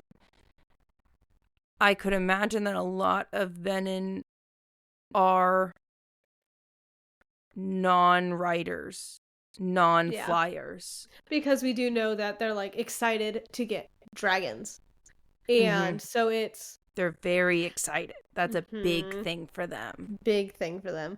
And so it's interesting to see what they are going to do with them if they don't have them currently. Yeah. And it's also very interesting that, I really like how it says the problem with mankind is we too often find our souls to be a fair price for power. Yeah. And I also think it's very interesting that these are the beginning excerpts that they chose for these two sets of chapters. I think they're very, very important, but I think it's a very interesting set for these specific chapters. Yeah. I mean, we could say she probably did it because this is the first time that the Venom and Wyvern are constantly attacking and are constantly right there. They could be saying that because now they're introducing the runes, which may be a bigger path to drawing out a little bit more, from the earth than, you may expect, maybe Venom are starting to use runes more. And I was but I mean, here's the thing is how did they create the Wyvern? The Wyvern are created around runes, I thought. They have a rock core. So we don't know. And I'm really hoping we get more Venom culture in book 4. Especially with Xaden being there. We have to get more. Yeah. I really hope that there's a POV change per chapter. Or something. Yeah, I want that. Or at least if it's Violet in Mira's point of view, because I think Mira's gonna go off and do some big stuff. Yeah, I just hope that there's more POVs than because like at the end of Onyx we got a lot of POVs, and I'm like, I loved that. And I think it's primarily gonna stay in Violet's point of view, but I'm hoping we get more, because it's also, this is Violet's journey. I completely understand why we're staying in Violet's point of view, and I think I'd find it a little off-putting if all of a sudden it was just everybody else. But I think, like, I don't think I would. I think it depends on how it's written. I think it depends on what the primary focus is. If it's everyone's doing their own thing, absolutely, I want tons of different point of views, and then I mean, what if it's like A Little Life? I'm sorry. I have to bring up that book. I have to bring up the book. I'd be totally okay with that. Because, like, here's the thing: is like A Little Life was almost like per chapter, it was like a different point of view. Like, sometimes those chapters are really long. For sure, definitely. But there was a 4-hour chapter, you guys. It was so long, but it was so worth it. You know, like, if you think about like those chapters, I think that book was set up really good, and it had like, 4 to 5 different POVs while reading the book. And so that's why I'm like, I think that it could easily work for this book to have 4 or 5 POVs. But I also understand that, the theory is like, this is Yesenia like recopying Violet's journals. So or something. Like she's recounting, yeah, like she's she's writing like her story down. So it's like I get why we would stay in Violet's for the most part, but I would love to see like a half and half book of like her and Zayden's thing. Kind because, of like I think it'd be interesting if they went in a Tower like a tandem of Dawn type of read. And I was like, I don't want but like very simple. Like I don't think it should be. Yeah. I don't think it should be 2 separate books. No, I don't think it should be 2 separate books, but I think you could do like per chapter, Yeah, or like kind of like if we read A Throne of Glass, and don't worry, we will do a podcast episode on that. But that's a different topic. Yeah, we did. But we did the tandem read. And so we were switching every couple chapters. I think that would be interesting, where it's like 5 chapters are Violet's POV, okay, now 2 are Zayden's, now 1 is Ree's, okay, now 2 is Mira's, 5 is Riddick's, this and that. And so like just jumping kind of like that, depending on what each character is doing. I think that would be really interesting, rather than it being this chapter, then this chapter, then this chapter. It'd be like there's little clumps. I feel like I'd find a little bit more digestible than it being every other chapter. Depending if it's only Violet and Zayden, I think every other chapter would be very interesting. But if it's tons of different ones, I think it would have to be clumped, because I think it would just be so much information so quick. I don't know. We'll see. I don't know if I agree with you, just because I think that I could do it. I think I would like that. So, but I think I would like it more if it was like clumps of chapters. I guess. I don't know. It's just there's like a lot to digest. I like the fact that you can get more. Not only that you can get more digested, but it's like I said, there's going to be a lot of information, and I think it'll be so, if she only does it in like one chapter, it'll be so crammed and so like, I don't think really she's like going to do it in a chapter. Oh, no. But like the information, like if let's say like it's a topic and it's, let's say in this book, it was like 3 chapters and you push it into one, I feel like it'd be rushed and it won't be as good. Whereas this, I don't think that she's going to, I was like, I don't think she's going to condense it. I think the book is just going to look like an encyclopedia. Like me, I was like, oh, I didn't think she was going to condense it. I thought she was just going to like write 2 books in one and, put it together, and it was going to look really big. That's fair. That's fair. We'll see what happens. That's all I thought was going to happen. I didn't think she was going to like change her writing style or condense it. I don't think she'll change her writing style. I just think like if she did like 3, 5, 2, blah, blah, blah. I think it would just be easier to get the writing flow, if that makes sense.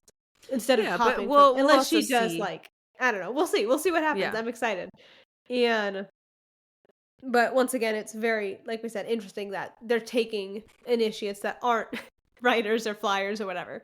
And that people are learning. I think it's also the fact people are learning to channel without a dragon or a griffin, which is very, I think that's a big topic, in that people are feeling the magic. Like, I remember Violet saying, oh, like, I feel magic. Like, I could feel it after she bonded Taryn. But the fact that people could feel it before, and then it's like, oh, if I just draw from the or from the ground, I get to have some magic. So I think that's Yeah. very interesting that people feel that. And also, It's also like, it interesting. also says, oh, go ahead. Oh, well, no, I was just going to say, I was like, it's interesting also that we're learning about the runes, because the fact that the runes were, like, not taught for 100 years, like, you know, like, after, you know, Tirandor blended with Basgiath and Yeah. After that the Navarre. unification of Navarre. Yeah, after the unification of Navarre, you know, it got, you know, people don't have that knowledge anymore. But I wonder if other people that didn't possess magic because runes were like part of their society back then, if they felt the magic because the runes were around them. Mm. So I wonder if it's like a lost art that they literally like other people that aren't bonded can't feel the magic anymore because they're not surrounded by magic things. How interesting. How interesting. I love that. They would be able to feel it a little bit more, which would make sense why they would recruit outside, because other people feel like the little bit of like that quote unquote lesser magic around them, but they could not bond a griffin, or they didn't bond a dragon, or, you know, whatever the reasoning was that they did that, but they could feel it a little bit and they wanted it. And that's why like they became power hungry, because they felt it, you know? Yep. Because like, and how interesting. How interesting. I just You're an like, interesting, I'm throwing it out there. yeah, like just an interesting thought process. I also have like another like interesting kind of thought process, like to go down towards the end and things like that. Ooh, I'm so excited. And it's also, I think we're also getting all this Venom information because the flyers are now here, and so we have access to more of those books. And which makes sense, because Violet didn't have access to those books. And so I think this is Violet kind of reading, or Yesenia reading all of these books, and like that's how we're getting these little segments, and we didn't have access to those until recently. Exactly. And it's also very interesting to see, I mean, it makes total sense how much more information the flyers have of the Venom than Basgiath, in the sense of, look how much more prepared they are. They are trying to find not necessarily a cure. They're trying to figure out why and how they can kill them. Like, what is happening? What is their main goal? Like, and we don't know that. Like, they want to suck the entire land dry. They want to be like kings of this world. But it's like, what is their actual core goal? We don't know that yet. We don't know what their actual goal is. The Venom. I mean, I know it's kind of, I was like, oh, I want to be king of the world and suck everything. But what's going to happen after they suck every like, what's going to happen? They need that to live. And if there's nothing left, so I'm like, what is their full goal? Is it they want to have the hatching grounds so they can just keep producing dragons? And that's how they're going to get their magic and their food? Yeah, I don't know. You know what I mean? Like, we haven't unlocked that part of the story yet. So I think that's also very interesting. But going, again, still talking about Venom, I think this one's interesting. It's somewhat fitting that the only weapon capable of killing a dark wielder is the same thing that drove them to soullessness, power. Which, once again, means that Violet has to kill Xaden, because she is the embodiment of power. Me, I need this. It's okay. No, he absolutely. Yeah, I agree. Oh, and it's from the same book that I said before. But yes, and that was chapter 46's beginning excerpt. Yeah. But just to clarify for everybody. Thank you, Kaylee. But he needs to die by Violet's hand, because she is the embodiment of power, and I think that's a big thing that, like, it's been said throughout the book, and it's Rebecca Yarros has said it, and I think it's going to become a much more prominent thing of, you are the embodiment of power. Bend it to your will. And it's been said the way she wields lightning is how she chooses to, like, interpret her power. Yeah. And so, and we also know she dreamwalks and stuff, but that's not important. That's not power. So that, I mean, that doesn't count right now. I have I'm big interested opinions. to see. I know you do. I also do, as I'm yelling about this. I'm interested to see if it's going to stay as lightning, or if she's going to find other ways to wield power. I think it, you know. I mean, to be quite honest, I think that it's going to stay as lightning. I don't think that it's going to change, because it's kind of been stated that yes, signets are the embodiment and the interpretation of the way that that person like channels their power. But I don't think it's going to change, because what would it change to? That's true. Like, what else is Like, that big of power? because like, you know, like, yes, Violet's mom had the power to change storms and to like wield the weather and things like that. So I mean, if she kind of got power. Yeah, I was like, but if she kind of like, you know, like wield lightning and then like got that on top of it and like expanded on her power. So not necessarily ever losing the lightning, but expanding it further to like be able to like, you know, control the weather or like to create clouds like when she needed it. Like, yeah. I also think I'm in sure book would be 4 we're helpful. gonna get yeah, and I also think in book 4, because Zayden and Violet are apart, I've said it, you've said it, I think we're gonna get the most character development from them separate, because they need to grow separately, clearly. Yeah. And I think we're gonna get the most. Sorry, let me. Sorry. No, you keep going. Like the most character development from them, and I think we're gonna get so much, and we're gonna learn so much more about her both signets, and we're gonna learn, and we're just gonna see how she grows, because her signet's gonna grow with her. And people have said she's gonna be one of the most powerful writers ever once she learns to actually control her lightning and control what she's doing. Yeah, I also think, like, here's the other thing is, like, I don't think that her signet, like, manifestation is going to change. I think that her signet might be better manipulated when she has more control over the runes. I think the runes are going to play a huge part in the end battle of whether or not, like, it's around. Like, not going to lie, I think it would be pretty fucking sick if, like, they like, you know, equipped runes with lightning and, you know, random people could just throw it and it was like boom, lightning came out of the rune because, I think you know, she's Violet imbued it. And like, yeah, for sure. Absolutely. Like, there's going to be a bigger thing that is a way that she can quote unquote distribute her power around places and things like that, you know. And we kind of mentioned it in like the earlier chapters where she like looks down at her vest and her daggers to see the runes. And, you know, once again, you know, we kind of talked about it a little bit in the non-spoiler section, but like Rebecca Yarros does say that she looks down at her vest, and, you know, I don't think that there was any runes in her vest. Like, I don't think that Mira put any runes in her vest because it's like an old tierish thing. I don't think that there's runes in the vest, but I think that the dragon scales are their own type of conduit that channel more magic to make the runes more effective or stronger. And I think that's why the vest is important, not necessarily because the vest has a rune. That's true. Okay, so the quote but is, anyway, I glanced down, glimpsing the shimmer of my dragon scale armor beneath the v-neck of my uniform, and I lock eyes on my daggers.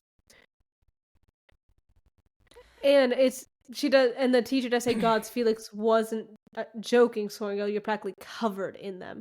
And that's what I'm like, the way she says covered, and also like she has 13 daggers. That too. But also like she sees the shimmer of her dragon scales. I think you're right in the sense of she has more they're radiating more magic than we realize. Absolutely. Because I think that the dragon scales may not be like imbued with the rune, but I think the dragon scales have something to do with the power being more present. In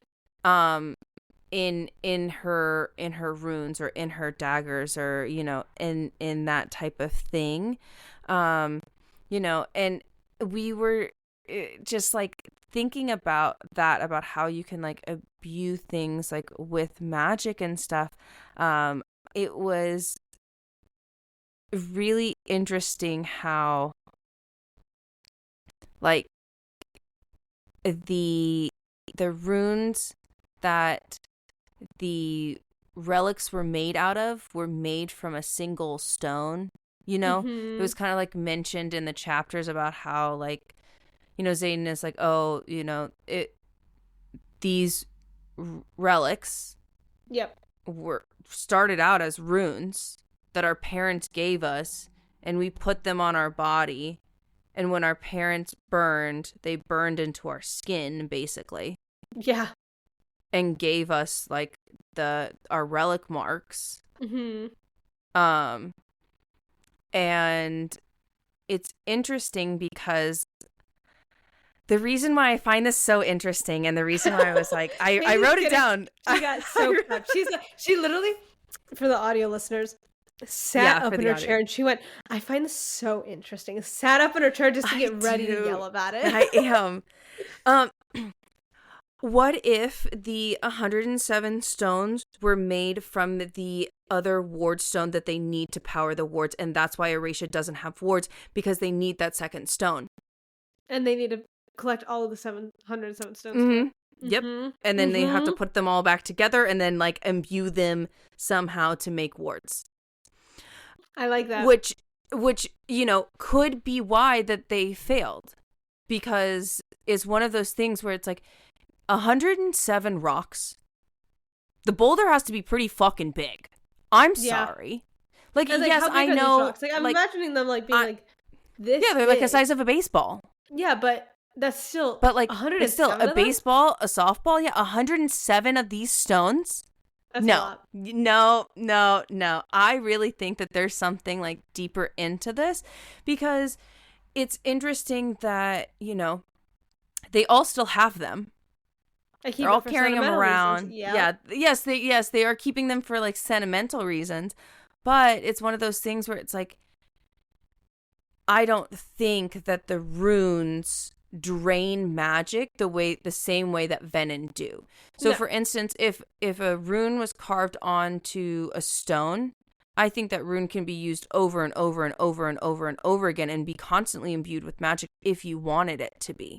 Because it depends on how much you imbue into it. Because it's you're not drawing from the ground, you're drawing from the magic already in the rune. Yep. Absolutely. So there's a difference. You're not venoming, you're not channeling. Exactly. Which is why I think the runes are important. But I also just think that what if that's why the wards are not working, because it's the wrong stone? Yeah. That's how interesting. I love that. It was very interesting. Wow. I was thinking about it as we were talking about it, and I was like, actually, why did they break up a single stone? Yeah. You know what I mean? And it's like, why didn't they just find? The wards are meant to protect, and and they protect it. Wow, how interesting! Yeah, and they're protecting their. It's okay, yes, and they protected their kids, and it's a whole thing, and like. All I gotta say is that I'm very excited to see if maybe that's correct. Because wouldn't that be so interesting? That'd be so interesting. Because I do think that, obviously the relics have something to do with it. Absolutely. Like, it has something to do with it. So I do think that, the relics and the ward stones and the runes are all help with, the ward stone. So I think like that maybe there has to be that secondary stone, but they broke it apart to make the relics. Very interesting to think about. I love that. I really love that. Yeah. Well, on a less interesting topic, Andarna's scales are red. Yeah, I love like the slight like mention that her scales are red, because an iridescent pearl or anything that is iridescent reflects light differently, and so therefore the color is going to change due to the light and reflection of light around them. So obviously when H1 Violet came just up, saying and Violet obviously not knowing was like, Violet I wonder, not knowing. Yep, I wonder when Andarna's scales are going to become more dim like Terran's. And it is like full the amount of times mentioned that she has like reflective and different like iridescent scales. I'm like, wow, like once again, Rebecca Yarros really doesn't put something in a book if it doesn't mean something. For the most part. I mean, obviously there's going to be little details. There's a lot of like subtle foreshadowing, especially like within these books and things like that, which I'm finding so exciting to find in our rereads. And also little things like that. We know. Oh, for sure. Like, as we know, she planned the entire series out. Oh, yeah. From book one, because she already got pitched for a TV show, and she said, I'm gonna Yeah. plan the whole thing so the TV show isn't shitty, so the books aren't shitty. Yeah. We're gonna get everything out on the board so she knows where it's gonna start and it's gonna end in each book. Yeah. And obviously she doesn't know Which the is really meat, but she nice. knows. Oh, so nice. And I know that she is currently storyboarding, or at least getting on the board, book 4, and she said I'm doing both book 4 and book 5 at the same time because they're gonna be Yeah, which super is connected. And also she said that crazy if to me. oh, I know. And also I was like, Like, that's wow, a lot of work. That's a lot of work, and also good for her, for one, taking a break. 2, Yes. knowing that where she wants us to go, and she's putting in the extra mile to make sure she gets it good and where she wants it to go. Because it's hard to storyboard 2 books at once. That sounds like a lot of work. Like, absolutely, that sounds so hard. But it's really fun and also really, what's the word? Very nice, and that's not the word I wanted to use, but it's very refreshing. It's nice that we can eat well for the entire series and not have to worry about whether or not the last meal is going to be skimpy as fuck. I'm just saying. And also, or disappointing as fuck. And it's also very refreshing to see, and I know, like, I'm guessing a lot of authors, if they're doing a series, kind of know roughly where they want to go, but it's really nice having an author going, nope, I want it to go here, here, here, it's going to end here. Yeah. And very nice, because it's hard to find, because it's hard to plot multiple books at once. That's just, it's a lot in your brain to figure out this is going to end here, and this is going to start here. Like, because things can change, especially as you're writing. Like, I know Rebecca Yarros has said, like, she's been writing and all of a sudden Riddick is just there because it was fun and it was a good moment to have him. It's like, things happen that you don't really know is going to happen, but it's nice to know these are the bones and this is what's going to happen. Yeah. How are we going to get there? I mean, like, even, like, now, like, it's so interesting that, like, she, like, casually mentioned that, like, you know, yes, Riddick's, I just think, like, Riddick just has a dad. Like, it's One just dad. Riddick's dad's coming. And I'm hoping then, we like, get more backstory on him, because I think she has said, she's like, have you guys even thought about Riddick's backstory and why he is always so goofy? And I went, I mean, trauma, I already know. Exactly. Oh, for sure. I don't need to, like, to know that man has trauma. Like, oh, for sure. And so I'm on. really hoping that we get more of a backstory for him, because I just think that would be. Yeah. I think, and so I put down that I wanted to talk about the single dad, because I was like, yeah, what happened to his either other dad or his other parent? You know, like, what happened? And why does he only have one dad? You know? Do you think Riddick? Me. I'm like, I knew it would exactly make a lot of sense. Yeah. No, but it does make a lot of sense that Riddick is a product of gay parenting. Me immediately, his other dad. No, like, actually, like, I'm so sorry. Like, if you there's a lot of interesting things that, like, happen, like, when children are raised by, like, queer parenting, they're obviously more accepting. You know, there's just, like, a lot of, like, attributes that I'm like, oh, actually. Yeah, no, you're right. He did have 2 dads. He was raised by 2 dads for sure. That's 110%. Yeah, I absolutely agree. But it's also like, what happened to his dad. Yeah. That is now gone, and just why, and it's what happened, and also, like, there has to be more to that story. And I think there's going to be a lot. Not coming now. Yeah, Sawyer's parents not coming, not answering. They dead? Or I don't know. Do they like? Are they going to turn them in? Like, what's going to happen? You know what I mean? Like, why are they not responding? Why are they not coming when everybody else is? And so I think, everybody else really is, and so I think it's very interesting that his parents are just ghosts and quiet about it. Yeah, I mean, I just think that it's hard to say. You know, it's like we'll cross that bridge when we get there, I guess. You know, and like, it's just like. It's so hard, and it's really difficult to, like, you know, necessarily, like, pin it down yet, because we don't know, like, the full story. And so I do also think... another. Oh, go ahead. Oh, no, you go for it. Oh, I was just gonna say, I do think in book 4 we're gonna get a lot more backstory of all the, in quotes, side characters. Yes. Because I'm very excited reading for all it. this, she's leading up to it. Like, you could really tell she's putting all the little pieces in place for her to go like, bam, trauma. And I'm like, yes, give it to me. Yeah. Poor Riddick, but give it to me. For sure. Absolutely. It's also like one of those things where it's like in this book, she is really setting up her characters for success, in terms of spreading out the intrigue across the characters that she is going to highlight within like the next book, which I love to see. Another thing that I kind of like mentioned, that is not canon in the book, that Ashley really wanted to talk about, that I hands down 110% ship like Ulrich and Sloane. I think they would be really cute together. I don't know. I really like them. I think that it could be a thing. I think it's gonna be Sloane because I hate it. Because Sloane is so like free and like loose in that sense, and Dane is so strict, and I think they're gonna like get each other out of their shells about that.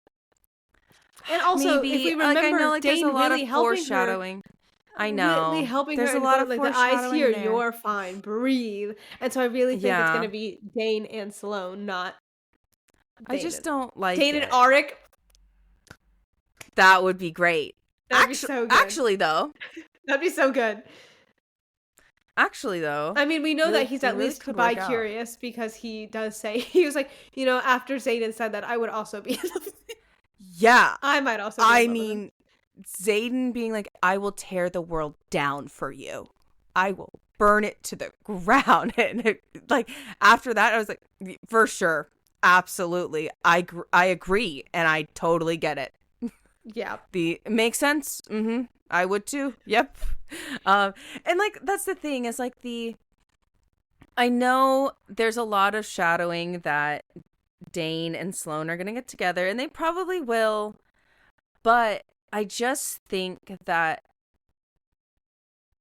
the dynamic between Sloane and Ulrich is really nice. And I like how they encourage each other. And she challenges Ulrich in a very like a different sense, because Ulrich is like that, oh, no emotion, no fear. Like, we just, like, I came here for a job. Like, you know, this is what I believe in, and I'm very steadfast, and I have, like, you know, this. But, like, you know, Sloane's over here being like, no, like, we need to have empathy. We have big emotions. I have big emotions about my brother and things like that. And, like, it's okay to, like, cry. It's okay that the Flyers are emotional, and you may think that it's quote unquote too much, but I think that you're thinking that it's too much because you don't have the balls to actually do that. Yeah. And like, that's the thing, is like, it's like even mentioned in like the earlier times where it's like the Flyers are like so emotional, but I also think that it's gonna happen. See, this is where I'm like, it's gonna happen, and they're gonna fall in love, and this is how it's gonna happen. Okay, you know. In Onyx Storm, obviously, like, Ulrich is, like, running around with them and stuff, and Sloane is back with Dane. You know, like, trying to, like, find her signet, because, like, by the end of this book, she is absolutely terrified of her signet. You know, very similar to, like, how Violet was. And so it's, like, a lot of people could connect the dots, being like, oh, Dane is, like, her Xaden, because, like, he calms her down and stuff like that. But I also think that Dane is just fucking Dane. And there was a time when Violet and Xaden were apart, where Violet really, like, you know, found her power without Xaden. Xaden said one thing to her and he was fucking gone. And so it's like one of those things where it's like Ulrich looks her in the eye and is like, you are so powerful. You are the key to everything.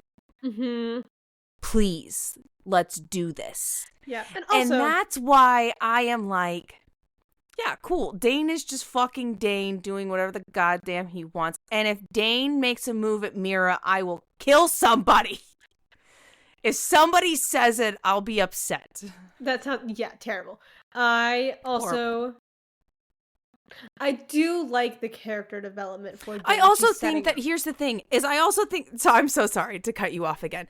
I don't think that Dane is going to be with Sloane because Dane is going to sacrifice, at the end of the day, Dane is going to sacrifice himself for Violet and be like, I was always in love with you and it was only you.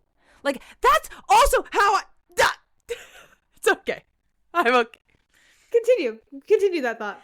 No, that's how I know that Dane is not going to, like, even if, like, he, like, kind of liked her, like, he's not going to commit to Sloane because he can't get over Violet. And it's very apparent, and he says it multiple times, like, I'm only doing this for you. This is all for you.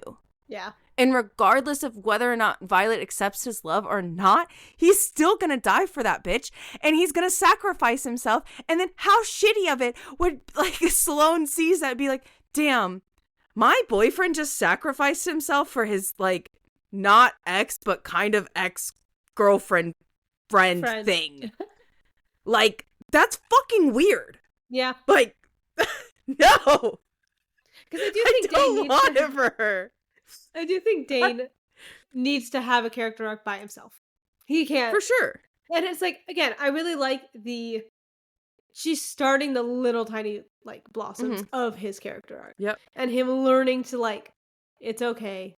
We don't need to be so stickler for rules. Take a breath. See, this is what I mean. Dane is going to sacrifice himself at the end for Violet and be like, I just want to tell you I always love you, but it's okay that we're friends. It's okay that we were nothing. It's okay that you never loved me. And it's okay that you fell in love. And I love to see you in love. And that's all I want for you is for you to be in love for the rest of your life. So I'm going to sacrifice myself as the best friend that I really am. And I'm like, yeah, no, that's fucking no. I don't care. Unless they are in poly relationships, it is uncalled for. All I have to say about it. I agree. Okay, that's it. That's funny. Immediately. Yeah. Because, like, how Dane is not gonna die for anybody else but Violet. I refuse. Yeah, I agree with that. Unless it's, like, for, like, Yesenia or something, and he's, like, you know, sacrifices himself, and he's like, tell Violet I've always loved her. Blah, blah, blah. Write it down in your book. Blah, blah, blah. Like, you know what I mean? Like, yeah. No, Dane is not going to die for anybody else but Violet. And it's going to be, like, this whole, like, revelation friendship arc thing. Yeah. And Violet's going to cry and be like, he really was my best friend, and, like, I just don't know what I'm going to do without him. And, like, she's going to be broken for, like, 2-3 pages. Like, you know. Yeah. Well, actually, probably a chapter. She gets broken for a while, you know. Yeah. So, you know. Oh, and also Dane is going to die before she kills Xaden and before, like, Xaden kills like Reese. she dies. Yeah. Because, like, I do think that there's going to be, like, this, like, kind of weird dream statey thing where all the people that, like, died in her past come back to life to be like, it's okay, you're a good person, you did it. And Dane's going to be one of those people. So, like, we already see that Liam does that often. So, like, he's done it once. He is mentioned in Onyx. He doesn't come back in Onyx, though. He's only mentioned once. He doesn't come back when she's, like, in the temple, like, about to black out. I don't think so. Okay, we'll reread it. We'll reread right now. Okay, we'll reread it then. But yeah, no, I'm just gonna say, like, yeah. And that is why I think that Sloane should be with Ulrich. Thank you for coming to because I think, like, I was like, honestly, it's just like, if you're in a monogamous relationship, maybe it's just me. Maybe it's just fucking me. Maybe when I'm in a monogamous relationship, I'm like, no, you are not allowed to sacrifice yourself and to die for somebody else as you fucking confess your love for them. Absolutely what the fuck? Absolutely not. If we were in a poly relationship and, like, you had a relationship with them, I'd be like, absolutely, babe, you should do that. Like, absolutely. Like if that's how you're feeling, then you should let those feelings out. And like, it's okay that you love her and you can go die for her too. Like, because I know in a sense you're dying for her, but also like dying for all of us. Yeah, Like, there's a I difference. could justify it. Yeah, there's a difference. No. No, I could not. I was like, it just like, it's a very different thing. Like, yeah, that's all I gotta say. Like, I mean, would you feel the same, Ashley? Yes. I agree with you. Like, yeah. Yeah, like immediately, yes, 100%. I agree with you. Like if a person that I was dating was like dying for someone else, I'd be like, yeah, that's really? fucking weird. That's weird, man. What are you doing? Yeah, like, no. I really love how heated you got about that. No, I'm gonna be so honest about it. Like, Still going.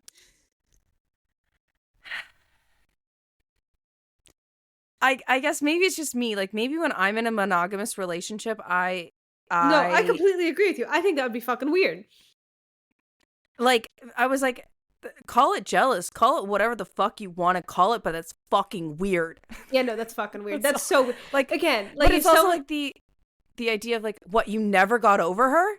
Like, you moved on and you're telling me that you... It's also like, well, like you said, like, they didn't get over this person. And it's very different. Like, if they were like, I'm going to sacrifice myself for the entire cause, very different than For sacrificing, sure. Absolutely. not professing love to somebody that you used to love or still love. You know what I mean? Like, it's a difference if, like, you go over your dying words is an apology to some random bitch? Yeah. Weird. And if it's fucking weird. Yeah, like, those better be to me. Immediately, those are my words, not your words, mine. Yeah, like, that's the thing, is it's like I don't know. I'm like, you didn't get over your ex before we started dating? That's weird. That's very weird. I just find it like you professed that you loved me and like gave me like this part of your heart, and then you're basically saying that you didn't really mean it because you've always been in love with this other person? Yeah, literally. I'm sorry. You better come back to life so that I can fucking kill you, because that is uncalled for and that's rude and that's fucking disrespectful. Like, so rude. No, immediately no. Because it's so that's the thing is I'm like, if they're poly, then for sure, absolutely. And I know that sounds crazy, but like, I think that for me, and this is not every poly person, and I'm not speaking for like the entire community. Like, the community can come in and be like, that's wrong, that's disgusting, I would never like let my partner do that or whatever. But it's like I know for a fact that if they were in a poly relationship, they would have talked about why he wasn't over his ex. Absolutely. Multiple times for their entire fucking relationship. Because I mean, guilty as charged. I've done that. I've done that with past partners, like when we were like poly and like everything. Like, we've openly had large conversations about their exes multiple times throughout the entirety. Until like we ended, like literally the entirety of our relationship. Yep. Because that was something that I wanted to help them work through. Because that was something that I was like willing to do, as well as still be like a romantic partner for them.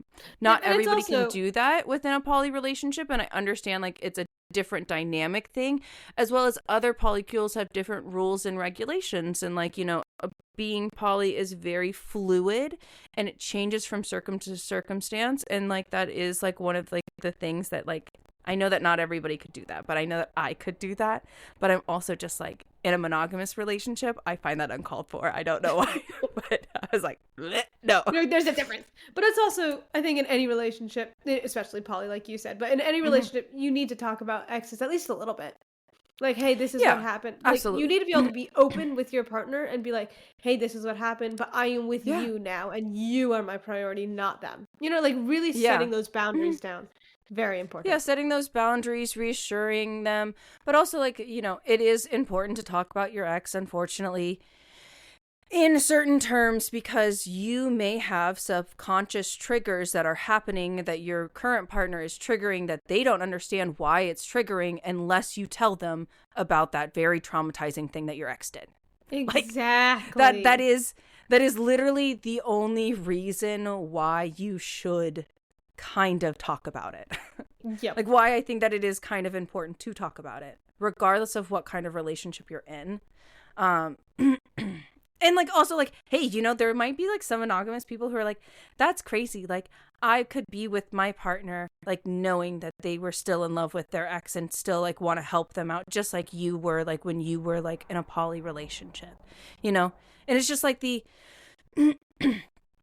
I think that just really comes down to communication. Mm-hmm. Because I felt the most secure and had the most communication within a poly dynamic, which is why I know that dynamic for me is a little bit safer than being in a monogamous relationship, which is why I feel like super triggered sometimes when talking about monogamous relationships, because I'm like, why would you do that? That is so incredibly frustrating, and that is inconsiderate, fucking rude, and how dare you? You know what I mean? Yep. And, like, that's the thing.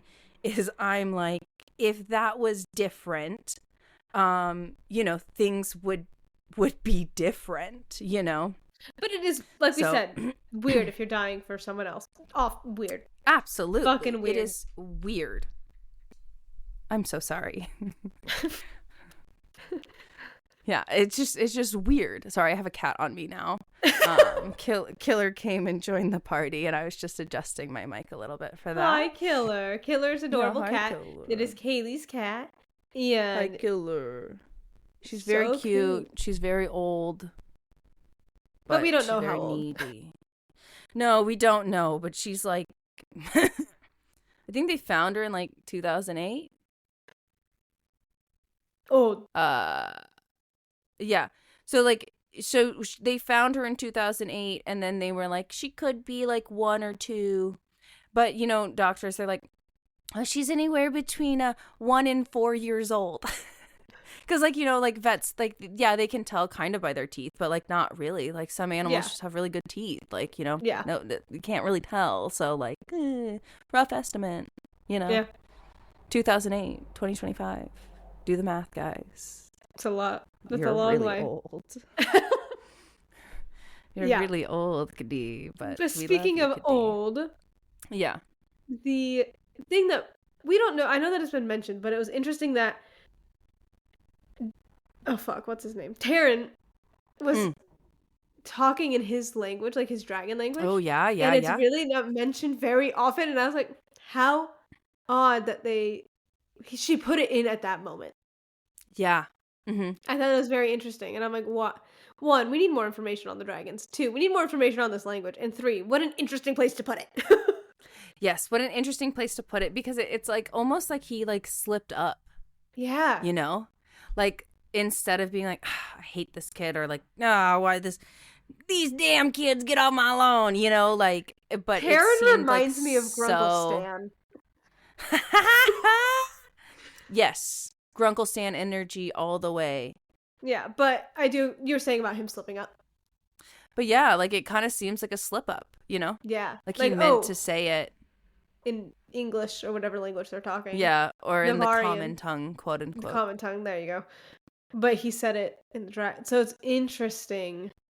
I agree. So I'm curious to see if we're going to see more of the dragon language.